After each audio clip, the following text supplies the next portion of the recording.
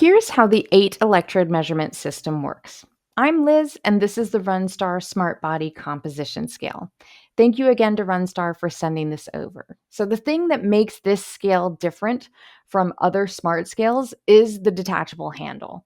When you step on the scale and hold the handle at the same time, you're getting readings from both your feet and your hands, which creates a more complete circuit.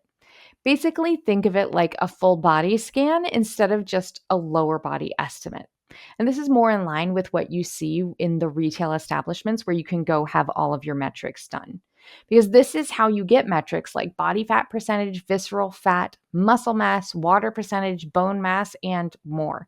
The app will give you a breakdown of each metric in an easy to read chart so you can see trends over time.